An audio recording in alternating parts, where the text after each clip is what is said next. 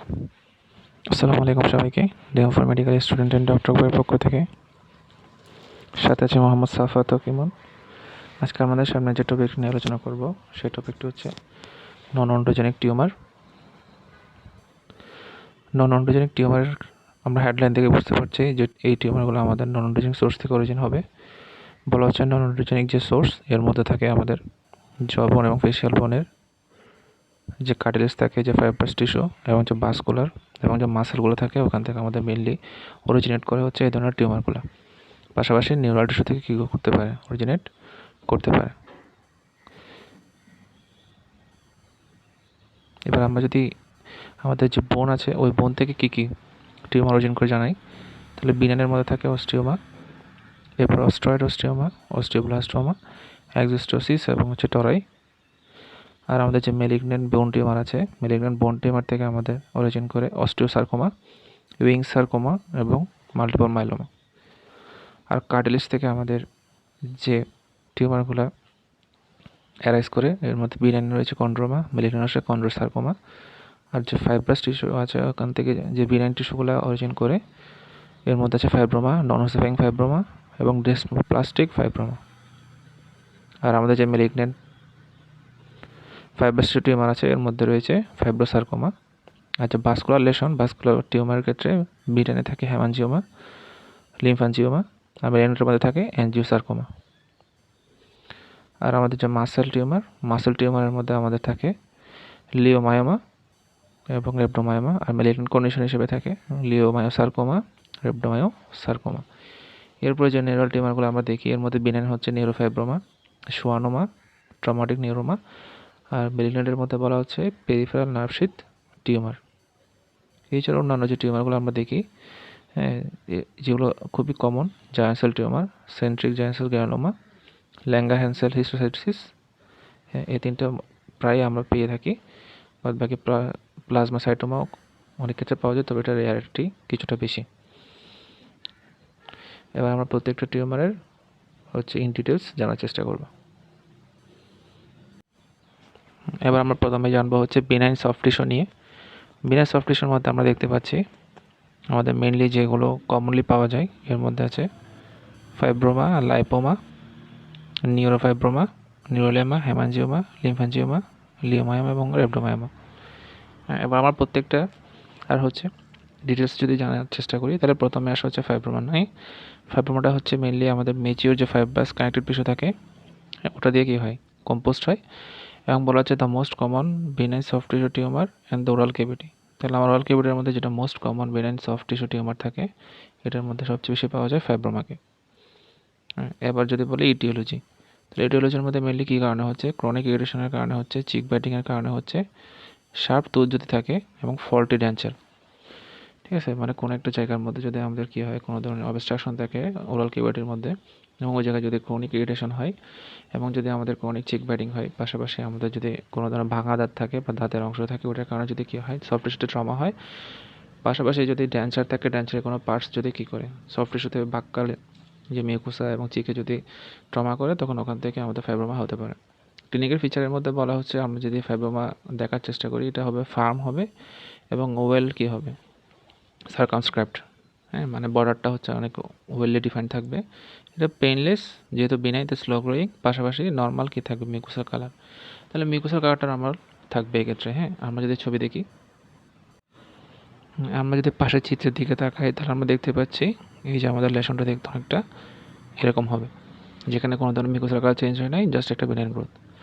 এখন বলতেছে আমাদের কমন সেট কী কী থাকে। কমন সেটের মধ্যে আমাদের থাকে বাক্কাল মিউকোসা,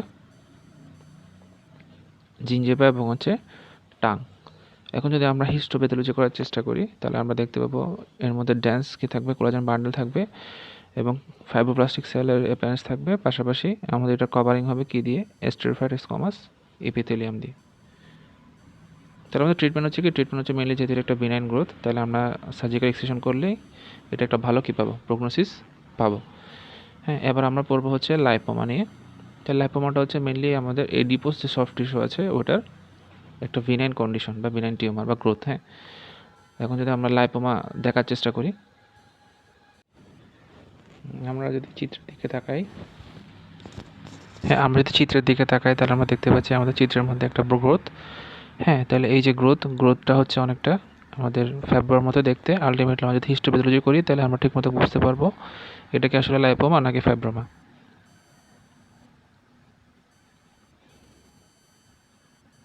এরপরে বলতেছে আমাদের যে লাইপোমা সেই লাইপোমার কিছু ভেরিয়েন্ট থাকে। এটি ফাইব্রোলাইপোমা মানে ফাইব্রাস টিস্যু কম্পোজিশন থাকতে পারে, বা এনজিও লাইপোমা নিউ ব্লাড ভেসেলের ওখানে আমাদের ইনভাজিনেশনও থাকতে পারে। পাশাপাশি হচ্ছে ইন্ট্রামাস্কুলার লাইপোমা, অর্থাৎ মাসেল লেয়ারের মাঝখানেও বা মাসেল লেয়ারের ভেতরেও কী থাকতে পারে, লাইপোমা থাকতে পারে।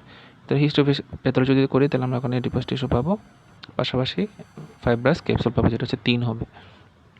ট্রিটমেন্ট হচ্ছে নর্মাল সার্জিক্যাল এক্সক্রিশন।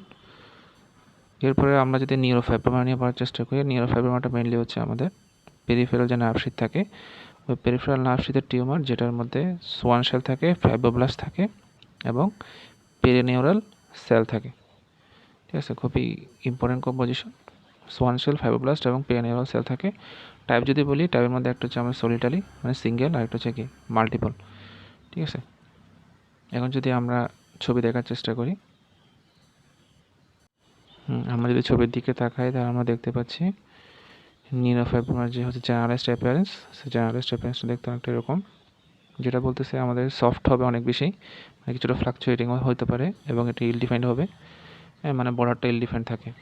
পাশাপাশি পেইনলেস এবং আমাদের সবচেয়ে বেশি হয় টাং এবং বাক্কাল মিকুসাতে।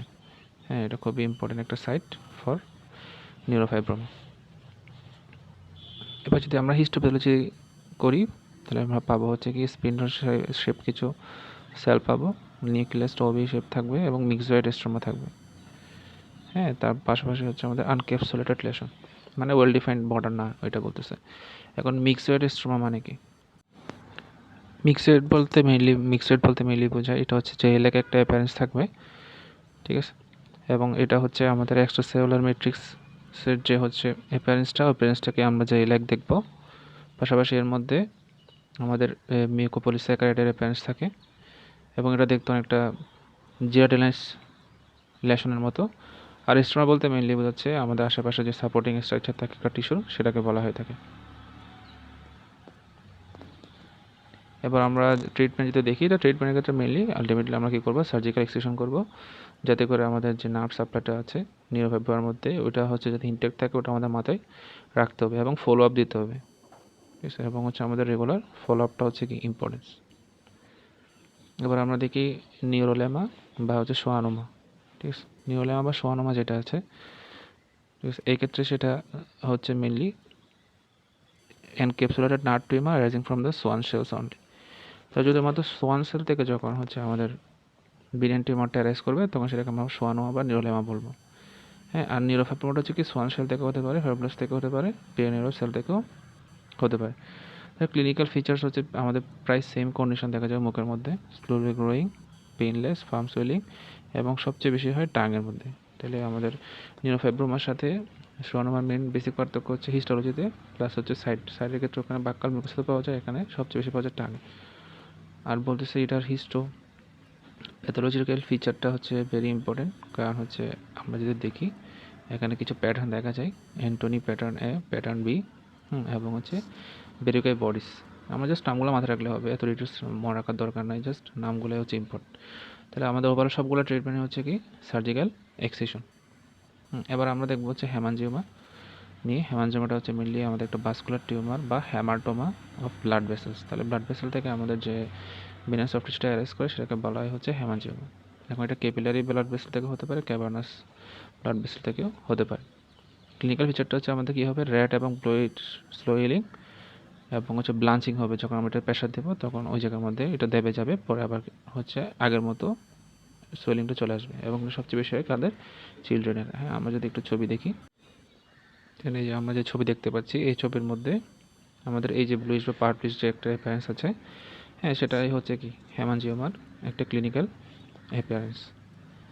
এখন যদি আমরা কমপ্লিকেশনস নিয়ে আলোচনা করি, তাহলে অনেক সময় এই জায়গা থেকে আমাদের আলসারেশন ডেভেলপ করতে পারে এবং এক্সেসিভ কী হতে পারে, ব্লিডিং টেন্ডেন্সিও হতে পারে, যেহেতু ওখানে ব্লাড ভেসেলগুলো কী থাকে, রাপচার্ড হয়ে থাকে বা সংঘবদ্ধ অবস্থায় থাকে। ট্রিটমেন্ট হচ্ছে অবজারভেশন থাকতে হবে, পাশাপাশি আমাদের স্ক্লেরোথেরাপি দিতে হবে, লেজার থেরাপি করতে হবে, অথবা সার্জিক্যাল এক্সিশন করতে হবে according to the side condition of the patient. এবং হচ্ছে ক্লিনিক্যাল এটার আউটকাম কী হতে পারে এর উপর ডিপেন্ড করে।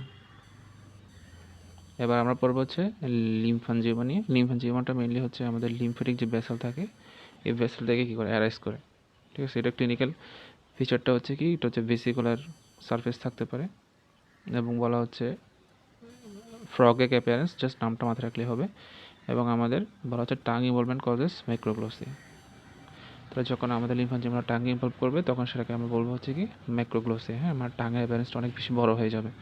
আমরা যদি ছবি দেখার চেষ্টা করি, এই যে আমরা পাশের ছবি দেখতে পাচ্ছি, হ্যাঁ, তাহলে এটা হচ্ছে আমাদের হচ্ছে টাঙের নর্মাল কন্ডিশন, আর এটা হচ্ছে একটা লিম্ফানজিওমার পরে টাঙের কন্ডিশন, ঠিক আছে। টাংটা অনেক বেশি কী হয়ে গেছে, সোয়েলিং অবস্থায় চলে গেছে। এবং এই যে অ্যাপিয়ারেন্সটা আমরা দেখতেছি এটাকে বলা হয় হচ্ছে প্যাবেলি বা হচ্ছে ভেসিকুলার সারফেস।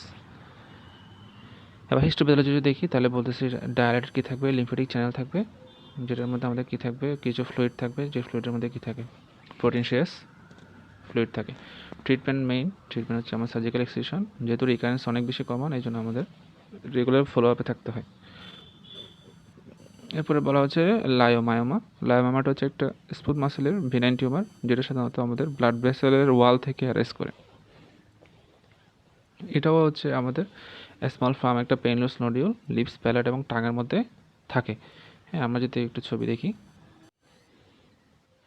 তাহলে এই যে আমরা যে পাশে একটা ছবি দেখতে পাচ্ছি, এটা হচ্ছে লায়োমায়োমাটার একটা ফিচার, যেখানে দেখা যাচ্ছে এটা আমাদের লিপস, প্যালেট এবং টাঙে সবচেয়ে বেশি হয়। তাহলে প্যালেটে যদি আমরা কোনো একটা লেশন দেখি তাহলে আমাদের অবশ্যই এটা যে একটা লিওমায়োমা সেটা মাথায় আনা দরকার বা উচিত। এক্ষেত্রে পেশেন্টের হচ্ছে মুখের মধ্যে বিভিন্ন ধরনের রেস্ট্রিকশন থাকতে পারে, এজেড পেশেন্ট হতে পারে, ঠিক আছে, বা ড্যান্সার ইনডিউসড ট্রমাও হতে পারে। এবং এটা লোকালাইজ থাকে এবং ওয়েল ডিফাইন্ড বর্ডার থাকে। আর যদি আমরা হিস্টোপ্যাথি করি তাহলে পাবো স্পিন্ডল শেপড সেল এবং সাইগার শেপড নিউক্লিয়াই। ট্রিটমেন্ট হচ্ছে ওভারঅল কমন সার্জিক্যাল এক্সিশন। এরপরে আবার যদি আমরা দেখি রেবডোমায়োমা নিয়ে, রেবডোমায়োমা মেনলি হচ্ছে আমাদের কোথায় হয়, স্কেলেটাল মাসেলে হয়ে থাকে এবং এটা অ্যাডাল্ট টাইপ হতে পারে, ফিটাল টাইপও হতে পারে। ক্লিনিক্যাল ফিচার বলতে রেয়ার টিউমার, তবে সবচেয়ে বেশি কমন হচ্ছে কোথায়, আমাদের টাং এবং ফ্লোর অফ দ্য মাউথে। হ্যাঁ, আমরা যদি একটু ছবি দেখি, এই যে ছবির মধ্যে আমরা দেখতে পাচ্ছি, ঠিক আছে, তার টাঙের হচ্ছে আমাদের যে পোস্টেরিয়র 1/3 আছে, সেই 1/3 এর ল্যাটারাল সাইডে আমাদের অনেক বড় একটা সোয়েলিং, যে সোয়েলিংটা হচ্ছে আর্টিফিশিয়াল রেডিশ, যার কারণে হচ্ছে এটা লোকালাইজ ডিফিউজ সোয়েলিং আমরা দেখতে পাচ্ছি, যেটা হচ্ছে তেমন একটা স্প্রেড করেনি, জাস্ট একটা নির্দিষ্ট পার্ট পর্যন্ত কি আছে, এটা হচ্ছে এক্সটেনশন আছে। এটা খুবই রেয়ার বলা হচ্ছে। হ্যাঁ, তবে হচ্ছে যদি আমরা সার্জিক্যাল এক্সটেনশন করি, হ্যাঁ, উইথ ফ্ল্যাপ সার্জারি, তাহলে হচ্ছে আমরা এটা থেকে ভালো প্রগনোসিস পেতে পারি। এখন আমরা হচ্ছে ডিফারেন্সিয়াল যে ডায়াগনোসিস কি পয়েন্ট, এগুলো যদি আমরা একটু দেখার চেষ্টা করি, কারণ আমাদের প্রায় সব কিছুর লেশন দেখতেই হচ্ছে ক্লিনিক্যাল অ্যাপিয়ারেন্সে সেম লাগে। তাহলে এক্ষেত্রে প্রথমে বলা হচ্ছে ফ্যাব্রোমার সাথে যদি আমরা পাইজেনিক গ্রানুলোমার ডিফারেন্স দেখি তাহলে আমাদের কি হবে, পাইজেনিক গ্রানুলোমার মধ্যে ব্লিডিং থাকবে। এরপর নিউরোফাইব্রোমার সাথে যদি আমরা সোয়ানোমার ডিফারেন্স করি তাহলে সেখানে নিউরোফাইব্রোমাটা হচ্ছে আনক্যাপসুলেটেড আর সোয়ানোমাটা হচ্ছে কি ক্যাপসুলেটেড থাকবে। এরপর হেমানজিওমার সাথে যদি লিম্ফানজিওমার আমরা কী করি, ডিফারেন্স করি, তাহলে দেখা যাবে আমাদের হেমানজিওমার মধ্যে ব্লাঞ্চিং থাকবে কিন্তু লিম্ফানজিওমার মধ্যে কোনো ধরনের ব্লাঞ্চিং থাকবে না। এরপরে আবার যদি আমরা হচ্ছে কিছু বেসিক জিনিস জানার চেষ্টা করি তাহলে বলা হচ্ছে most common soft tissue tumour হচ্ছে আমাদের ফাইব্রোমা, এরপরে এনক্যাপসুলেটেড টিউমার হচ্ছে নার্ভ টিউমার সোয়ানোমা, আর ব্রাঞ্চিং টেস্ট পাবো আমরা হেমানজিওমাতে, আর ফ্রগ এক অ্যাপিয়ারেন্স পাবো লিম্ফানজিওমাতে। হ্যাঁ, এবার আমরা কিছু বেসিক ডিফারেন্স দেখার চেষ্টা করি। তারা নিউরোফাইব্রোমা এবং সোয়ানোমার মধ্যে আমাদের যে বেসিক ডিফারেন্স, এর মধ্যে বলা হচ্ছে আমাদের ক্যাপসুল থাকে নিউরোফাইব্রোমাতে, সোয়ানোমাতে কোনো ক্যাপসুল থাকে না। সেল টাইপ হচ্ছে মিক্সড, আর সেল টাইপ হচ্ছে এখানে সোয়ান সেল থাকে। মেলিগন্যান্ট রিস্ক থাকতে পারে নিউরোফাইব্রোমা, তবে সোয়ানোমাটা হচ্ছে রেয়ার। আর হিস্টোলজির ক্ষেত্রে ওয়েবে নিউক্লিয়াই পাবো নিউরোফাইব্রোমাতে, আর সোয়ানোমাতে পাবো অ্যান্টনি, অ্যাবি এবং হচ্ছে ভেরিকেসি অ্যাপিয়ারেন্স। এরপরে আমরা যদি হেমানজিওমার সাথে ডিফারেন্সিয়াল ডায়াগনোসিসগুলো দেখার চেষ্টা করি তাহলে দেখা যাচ্ছে হেমানজিওমার সাথে ভাস্কুলার ম্যালফরমেশন, এটা মেইনলি ডিফারেন্সেস পার্থক্য হচ্ছে বার্থ থেকে আমাদের ভাস্কুলার ম্যালফরমেশনটা থাকে এবং এটা পেশেন্টের গ্রোথের সাথে রিলেটেড এবং এর মধ্যে ব্লাঞ্চিং থাকে, হেমানজিওমার মধ্যেও কী থাকে, ব্লাঞ্চিং থাকে। তাহলে বেসিক কি পয়েন্ট হচ্ছে বার্থ থেকে থাকে এবং পেশেন্টের গ্রোথের সাথে এটাকে রিলেটেড। এরপর আমরা যদি পায়োজেনিক গ্রানুলোমার সাথে হেমানজিওমার ডিফারেন্সটা দেখি তাহলে এক্ষেত্রে বলা হচ্ছে পায়োজেনিক গ্রানুলোমাতে আমার কী থাকে না, ব্রাঞ্চিং টেস্ট থাকে না এবং ওটা যে কোনো এজে হতে পারে এবং হিস্টোলজিতে আমরা কী পাই, গ্রানুলেশন টিস্যু ফর্মেশন পাই। এরপরে আমরা যদি লিম্ফানজিওমার সাথে বেসিক ডিফারেন্সিয়াল ডায়াগনোসিসগুলো দেখি তাহলে হেমানজিওমার সাথে এটার মেন ডিফারেন্স হচ্ছে কোথায়, কালারের ক্ষেত্রে, ব্লাঞ্চিংয়ের ক্ষেত্রে এবং হচ্ছে সারফেসের ক্ষেত্রে। এছাড়া ফাইব্রোমার সাথে যদি আমরা ডিফারেন্সিয়েট করি তাহলে ফাইব্রোমার ক্ষেত্রে আমরা দেখবো এটা অরিজিনের পার্থক্য আছে, হিস্টোলজিতেও কি আছে, পার্থক্য আছে। এরপর আমরা যদি রেবডোমায়োমার সাথে হচ্ছে রেবডোমায়োসার্কোমা, যেটা হচ্ছে মেলিগন্যান্ট কন্ডিশন, ঠিক আছে। এটা পার্থক্যের ক্ষেত্রে মেনলি প্রথমত মেলিগন্যান্ট কন্ডিশন, গ্রোথটা অনেক কী হবে, রিপিট হবে এবং কোনো ধরনের পেন থাকবে না। চিলড্রেনের সাধারণত বেশি হয় রেবডোমায়োসার্কোমা। এবার মেলিগন্যান্ট সফট টিস্যু টিউমারের ক্ষেত্রে আমাদের যে হচ্ছে কি ডিফারেন্স, ঠিক আছে, এই কি ডিফারেন্সের ক্ষেত্রে আমরা যদি দেখি ফাইব্রোমায়োসার্কোমা এবং হচ্ছে অন্যান্য যে রিয়েক্টিভ নর্মাল লেশন থাকে, এর মধ্যে যেহেতু মেলিগন্যান্ট কন্ডিশন তাহলে আমার গ্রোথটা রিপিট হবে, পেনটা প্রেজেন্ট থাকবে এবং ইল ডিফাইন্ড বর্ডার থাকবে।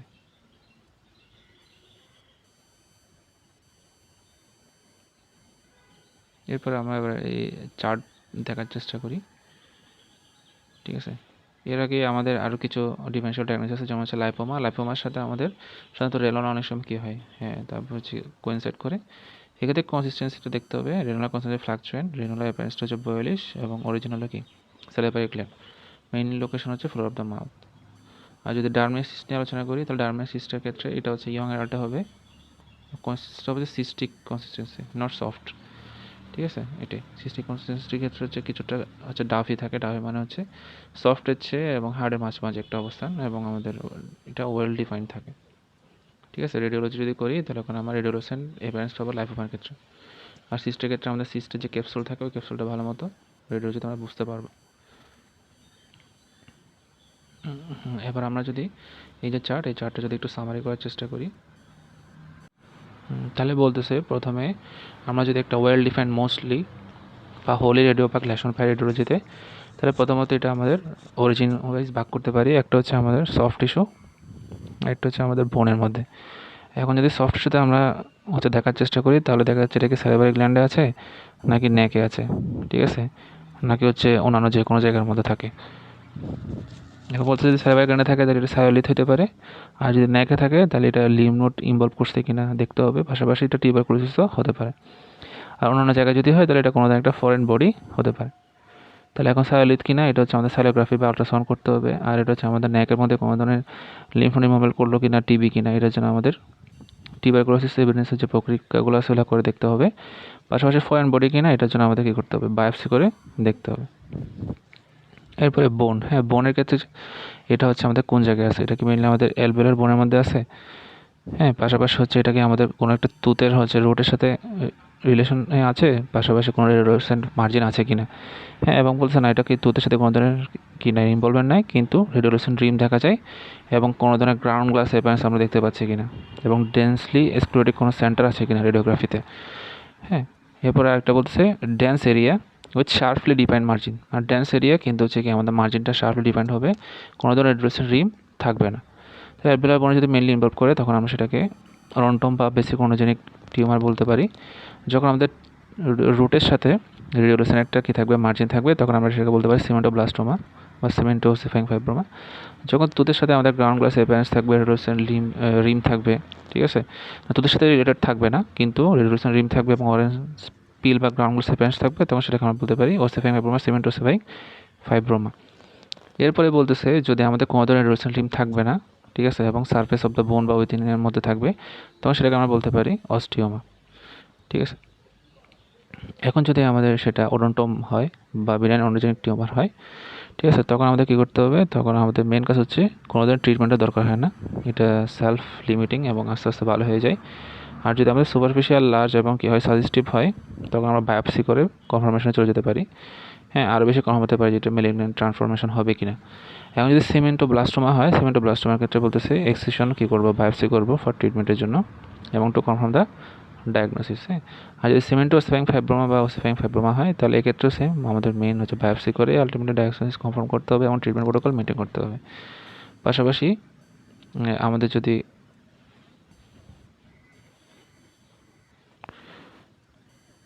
অস্টিওমা টাইপসের কিছু হয় তাহলে এক্ষেত্রেও সেম, প্রথমে আমাদের কী করতে হবে, এক্সিশনাল বায়োপসি করতে হবে, ট্রিটমেন্ট কনফার্মেশন করতে হবে, হ্যাঁ, ডায়াগনোসিস কনফার্মেশন করতে হবে।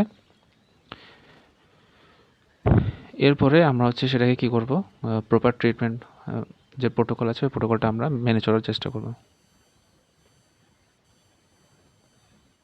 এখন আরেকটা আমরা যদি চার্ট দেখি, এই চার্টের মধ্যে বলা হচ্ছে সেটা হবে ডিফিউজ রেডিওগ্রাফিক লেশন যদি আমরা দেখি এবং এটা যদি কী হয় জেনারেলাইজড হয়, ঠিক আছে, তাহলে এই ক্ষেত্রে বলতেছে আমাদের স্ক্লোসিসের উপর ডিপেন্ড করে এটা কি লোকালাইজড এরিয়া আছে কিনা, রেডিওলেশন কোনো ধরনের অ্যাপিয়ারেন্স আছে কিনা এক্সরেতে, এবং মিক্সড আছে কিনা, হ্যাঁ, এবং উইথ অ্যাবনর্মাল কি থাকবে, কিছু প্যাটার্ন বা গ্রাউন্ড গ্লাস অ্যাপিয়ারেন্স বা অরেঞ্জ প্রিন্ট অ্যাপিয়ারেন্স আছে কিনা এটা আমাদের দেখতে হবে।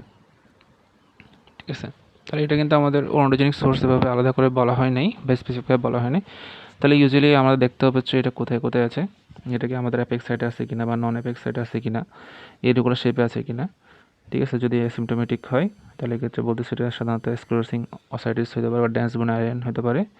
তাহলে এক্ষেত্রে আমাদের কী করতে হবে, এক্ষেত্রে আমাদের ক্লিনিক্যাল এবং রেডিওগ্রাফিক যা ডায়াগনোসিস আছে এটার কনফার্মেশনটা নিতে হবে। ঠিক আছে, নেওয়ার পরে আমাদের তেমন কোনো কী হয় না, এক্ষেত্রে ট্রিটমেন্ট লাগে না। এরপরে বলা হচ্ছে আমাদের যদি মিক্সড রিডোপাক রেড্রোসিনেশন থাকে পেল অ্যাপিয়ারেন্সের ক্ষেত্রে, প্রথমে দেখতে হবে এটা হচ্ছে আমার এক্সপেন্ডিং লেশন কিনা, এবং হচ্ছে বয়স কি 25 বেশি না কম। ঠিক আছে, এবং আমাদের এটা মেক্সিলাতে ইনভলভ করছে কিনা। যদি বলতে সেটা মেক্সিলাতে ইনভলভ করে এবং লেমনাডোটাকে ডিস্ট্রয় করে, পাশাপাশি আমাদের একটা দাঁতের চারপাশে হয়, তাহলে এটা হচ্ছে কি ফাইব্রাস ডিসপ্লাসিয়া। এক্ষেত্রে আমরা কী করবো, ইনসিশনাল বায়োপসি নিব। ঠিক আছে, বায়োপসি নেওয়ার পরে যদি আমাদের কী হয়, একটা বোন এফেক্টেড হয় আর এটা হচ্ছে মেনি বোন এফেক্টেড। একটা বোন হলে মনোস্টোটিক, মেনি হলে পলিস্টোটিক। হ্যাঁ, আমরা একটু ডিটেলসে পড়বো, জাস্ট আমরা হচ্ছে ওভারঅল চারটা একটু সামারাইজ করার চেষ্টা করতেছি। ফাইব্রাস ডিসপ্লাসিয়া নিয়ে আমাদের পরের টপিকে আমরা আলোচনা করবো। তাহলে ওভারঅল যে ট্রিটমেন্ট প্রোটোকলগুলো আমরা ওখানে জানার চেষ্টা করবো। এরপরে যদি এটাকে বায়োলেটারাল হয়, সিমেট্রিক হয়, মেনলি ম্যান্ডিবল যদি এফেক্ট করে, তখন সেটা হতে পারে আমাদের চেরাবিজম, যেটা হচ্ছে রিজলভ হয়ে গিয়েছে। হ্যাঁ, তাহলে এক্ষেত্রে আমরা রেডিওগ্রাফি দেখে কনফার্মেশনে যাব, এবং কোনো ধরনের আমাদের কিছুর দরকার নেই, ট্রিটমেন্টের দরকার নেই। হ্যাঁ, যদি দেখা যাচ্ছে না আমাদের মেজুলাতে হচ্ছে টুথ ডিসপ্লেসমেন্ট হয়ে যাচ্ছে, ঠিক আছে, এলডারলে হচ্ছে, হ্যাঁ, এবং বলা হচ্ছে যখন আমাদের দ্য হোল বোন ইনভলভ হবে, তখন আমাদের দেখতে হবে এটা package disease of the bone কিনা। ঠিক আছে, অনেক ক্ষেত্রে আমাদের মিক্সড রিজলভেশনগুলো থাকতে পারে এবং এটা লেট লেশন। তাহলে এক্ষেত্রে আমাদের কী করতে হবে, এক্ষেত্রে আমাদের অনেক সময় বোন স্ক্রিনভাবে করতে পারে, বায়োপসি করতে হতে পারে, সেরাম অ্যালকালাইন ফসফেট টেস্ট করতে পারে রিস্ক কিনা। ঠিক আছে, এবং এক্ষেত্রে আমার টার্গেটেড থেরাপি করতে হবে। ঠিক আছে, পাশাপাশি কোনো ধরনের কোইন্সিডেন্স কোনো সিমটম আছে কিনা, বা কোনো ধরনের আমাদের অন্যান্য কোনো ডিজিজ আছে কিনা, যেমন অস্টিওমাইলাইটিসের ফিচার আছে কিনা, ঠিক আছে, বা রেডিয়েশন নিচ্ছে কিনা বা পাচ্ছে কিনা, এগুলোর সাথে আমাদের মাথায় রাখতে হবে। এরপর এটা যদি আমাদের কী হয়, জেনারেলাইজড কোনো ধরনের কন্ডিশন হয়, ঠিক আছে, তখন আমরা সাধারণত এটাকে হাইপার প্যারাথাইরয়েডিজম সাবসেট করতে পারি। কখন করব, যখন আমাদের লিমিনাডোটা লস হয়ে যাবে।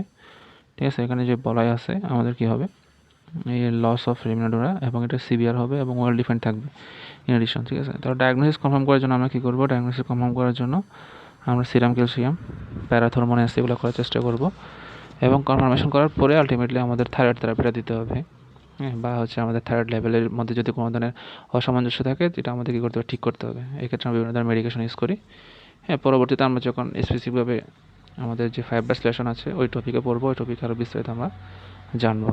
সবাইকে ধন্যবাদ সাথে থাকার জন্য। আসসালামু আলাইকুম।